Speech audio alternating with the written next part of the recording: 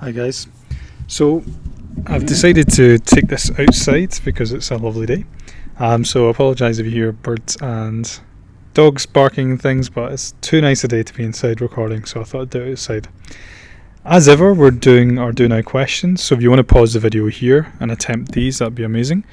And we'll go over the answer very shortly, so pause the video now if you don't want to see the answer. Okay, question number 1 is a positively charged ion is called what? Starts with a C. A positively charged ion is called a what? And that starts with a C. What part of the atom moves between other atoms in ions? So what part of the atom have we been talking about that moves between atoms? And question 3, a negatively charged ion is called a what? Starts with an A. A negatively charged ion is called a what? And it starts with an A. The answers: a positively charged ion is called a cation ion, or a cation.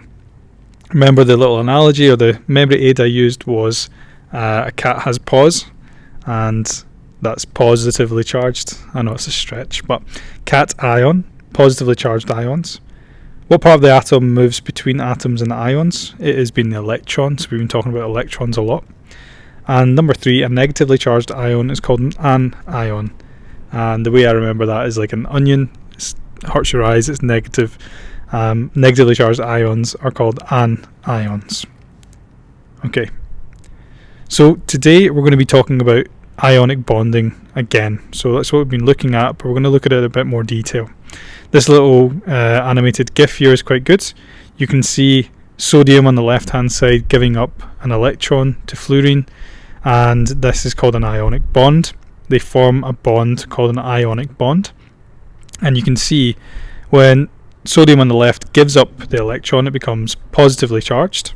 You'll see here it gains a little positive sign, and you see fluorine is gaining an extra electron, so it's more negatively charged now, so it becomes negatively charged.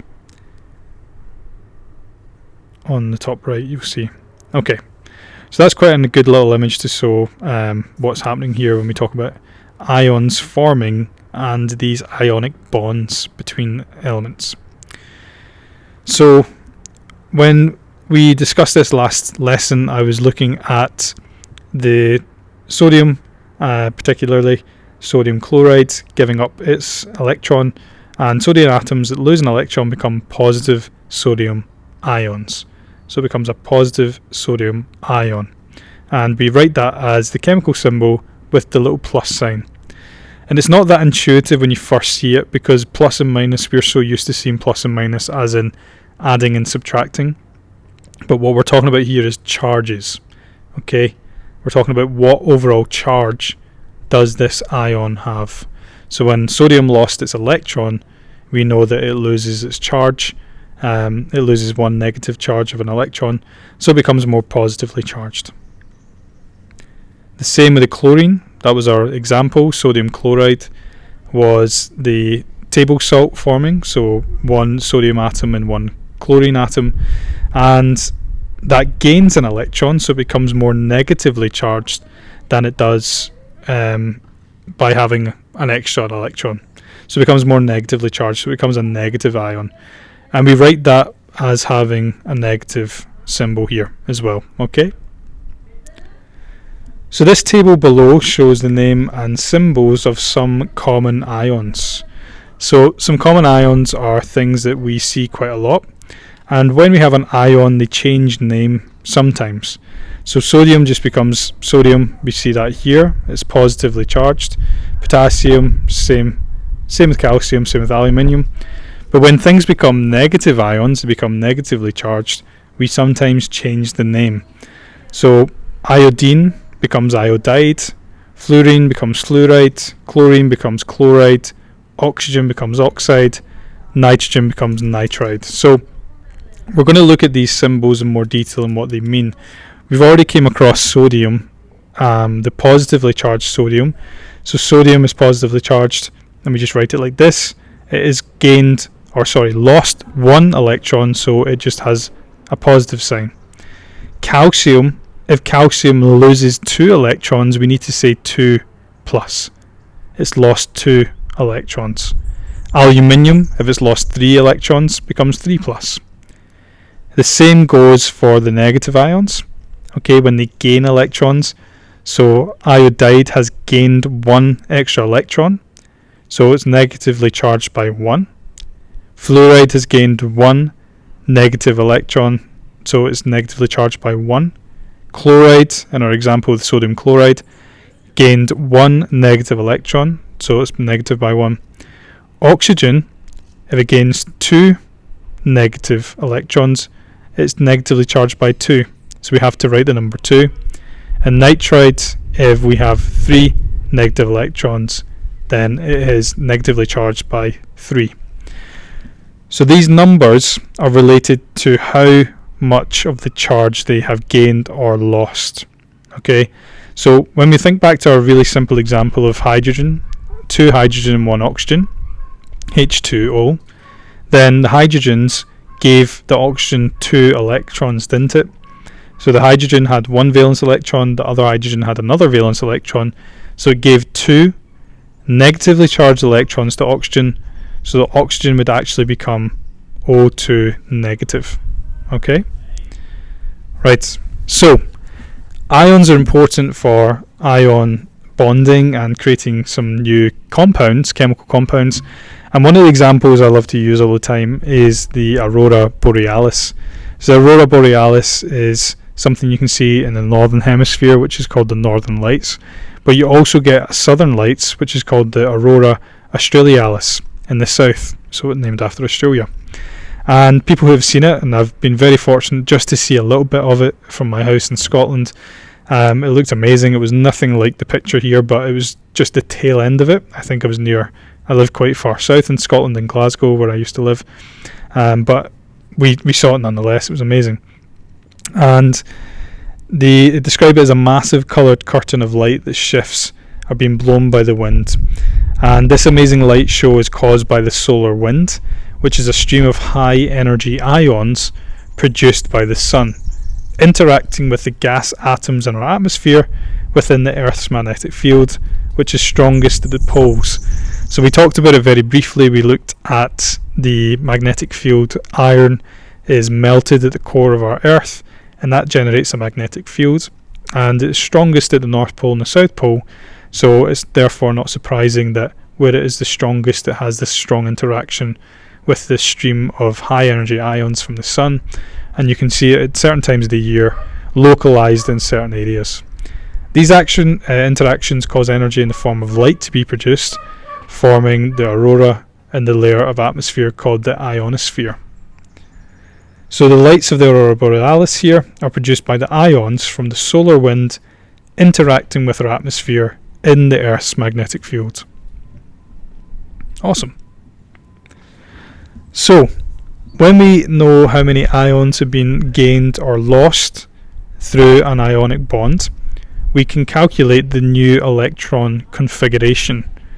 So, for example, when atoms form ions by losing or gaining electrons, they do so to produce a full outer shell, giving the atom a stable electron configuration. The noble gases are unreactive or not reactive because they already have full outer shells.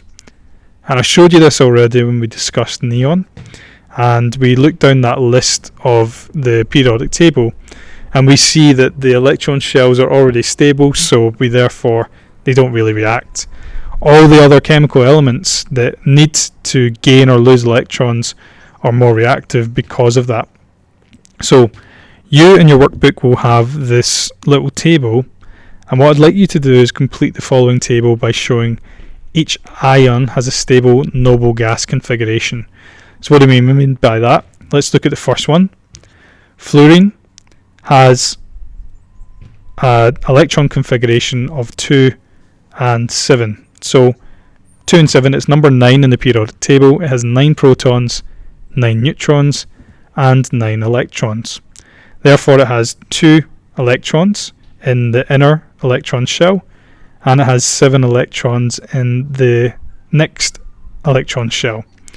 So if fluorine needs to gain 1 more electron to become stable, then we could write it as F minus, because it's gained one more electron, so it's now more negatively charged.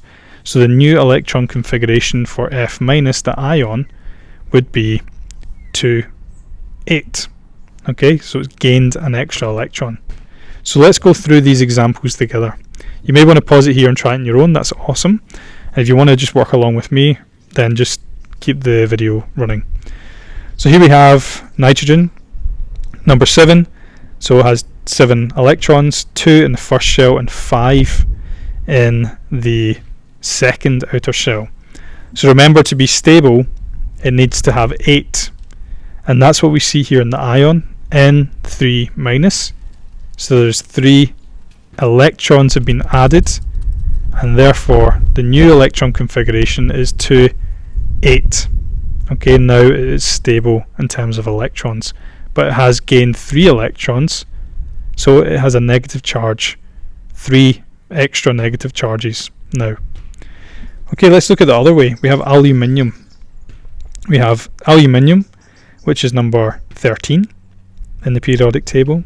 So it has 13 protons, 13 neutrons and 13 electrons. 2 of those electrons make up the first electron shell, making it stable in the first electron shell. Then it has another 8 in the next electron shell, so we have 10, and then to make 13 we have 3 in the next electron shell. Now, to be stable, it's going to either have to gain 5 or lose 3. Gain 5 or lose 3. So it's easier for this element to gain 5 than it is to lose 3. So that's what it does. It gives up its 3 electrons.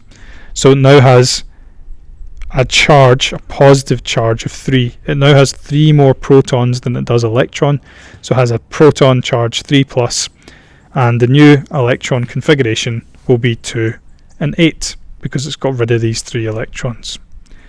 Okay, potassium, which is K. We looked at potassium again. It's in that same column as hydrogen and sodium. It has 1 valence electron. So we have, if potassium has 1 valence electron, it's much easier for it to get rid of that 1 than gain any more. So if it has an electron configuration of 2, 8, 8, these are all full. It has one extra valence electron. It wants to get rid of that. So when it gets rid of it, it becomes positively charged because it now has 1 more proton than it does electrons. The new configuration will be 2, 8, 8. Okay, hopefully this is making sense. And the next one, sulfur. If we look at sulfur, 2, 8, 6. It has 6 valence electrons. It is easier for sulfur to gain 2 electrons than it is to lose 6. So it's going to be looking for elements that can give it 2 electrons.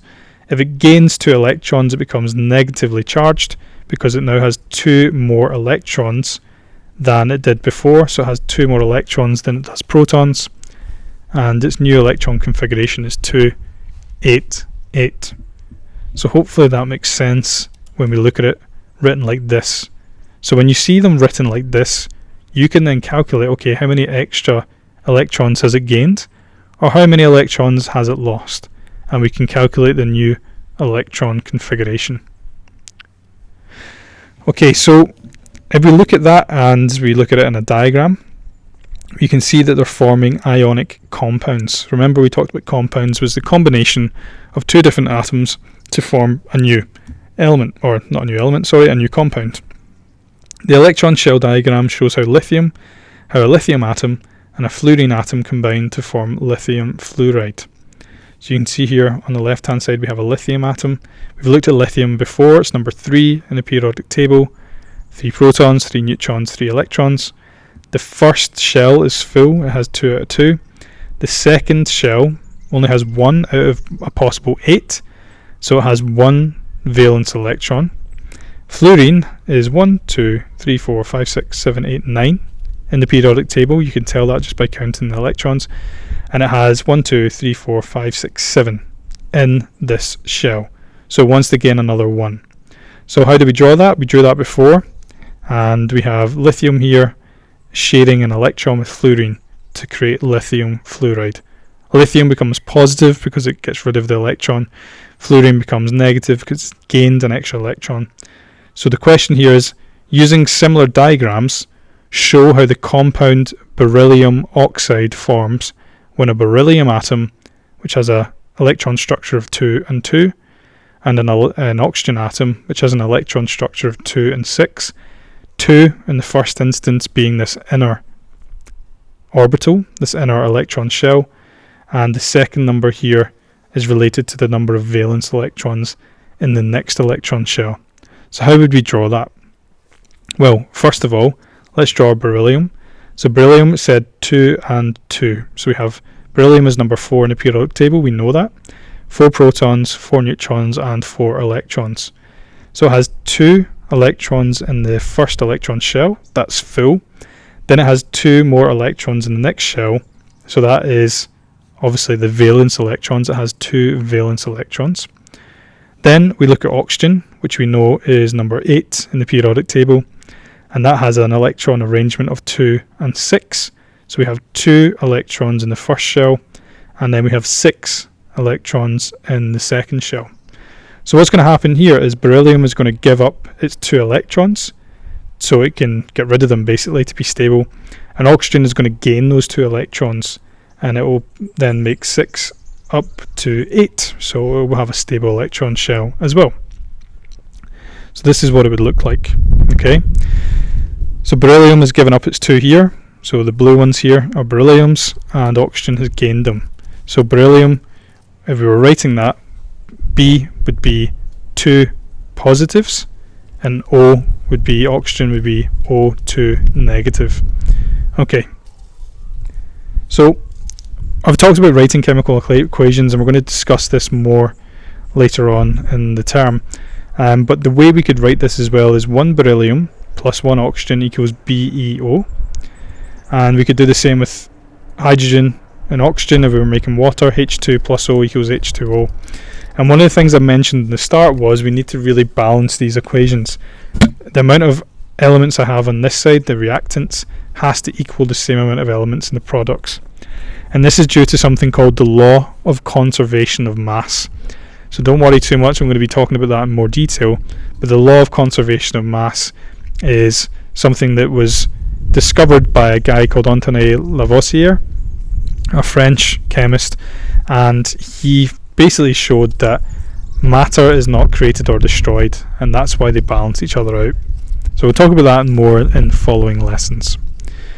One of the things I just want to remind you of though is that the reactants are always on the left hand side of an equation, and the products are always on the right hand side. And a really good way to work things out is just writing reactants on one side and products on the other. Okay, but if you look here, this is another way that we can write this, and again just looking at to see this is balanced. How many nitrogen atoms do we have here? We have 2. How many hydrogen atoms do we have? Well, we have 3 times 2 hydrogen, so 3 2s are 6. So we just calculate this. We have 2 nitrogen, so 2n, that makes sense, that balances out. And then we have 2 times H3, which 2 times 3 is 6, so that does balance out. So we're going to be talking about balancing equations in the next few lessons. But hopefully that makes sense. That's quite a lot of information for that one. Have a rewind the video, go over it a couple of times. Make sure you're entirely comfortable with how we write ions in particular. What does a 2 plus mean? 2 minus, what does that mean? And just make sure you're comfortable when you see that. And when you see those symbols, you can then calculate the new electron arrangement of the ion. Okay, there's Hamish. If you sneeze too hard, you can fracture a rib. Thank you, Puppy Hamish. I'll see you in the next one.